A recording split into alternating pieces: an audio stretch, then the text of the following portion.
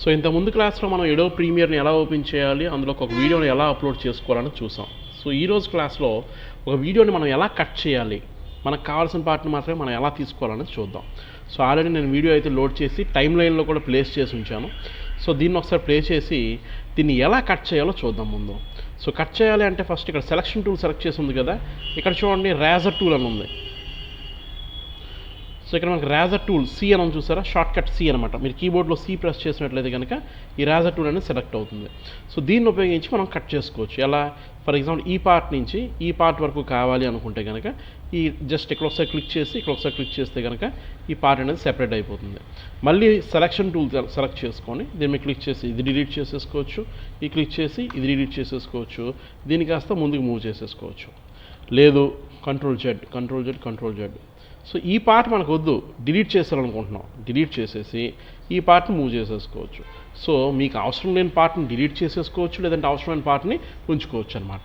So ఈ విధంగా మీరు ఈ రేజర్ టూల్ ఉపయోగించి మనం కావాల్సినటువంటి పార్ట్ని కట్ చేసుకోవచ్చు అనమాట. నేను కంట్రోల్ జెడ్ ప్రెస్ చేస్తున్నాను, కంట్రోల్ జెడ్ ఓకేనా. సో ఇప్పుడు ఇన్ జనరల్గా మనకి ఎగ్జాక్ట్ పార్ట్ ఎలా తెలుస్తుంది అంటే మనం ప్లే చేస్తే మనకు తెలుస్తుంది. ఇలా ప్లే చేసిన తర్వాత వీడియో ఏంటంటే అంత లొకేషన్ అంతా బాగానే ఉంది, కానీ లాస్ట్లో సమ్ ఆడియో ఎక్స్ప్రెషన్స్ ఉన్నాయి, అది మాకు నచ్చలేదు. ఇక్కడ చిన్న స్పైక్లా కనిపిస్తుందంటే ఇక్కడ ఆడియో ఎక్కువగా ఉందని అర్థం అనమాట.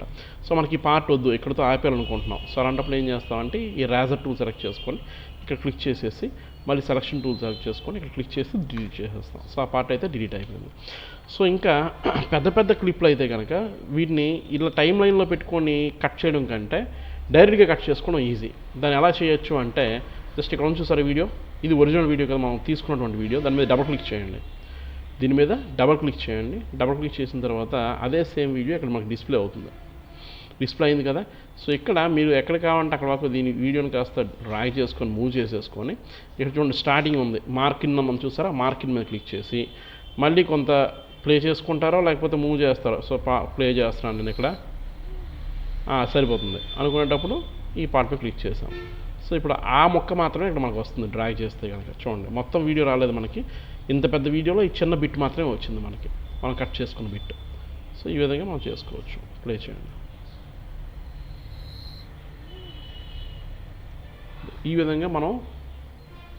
విధంగా మనం ఒక వీడియోని తీసుకుంటే దాన్ని కట్ చేసుకొని మనకు నచ్చినట్టుగా మనం ట్రిమ్ చేసుకోవచ్చు.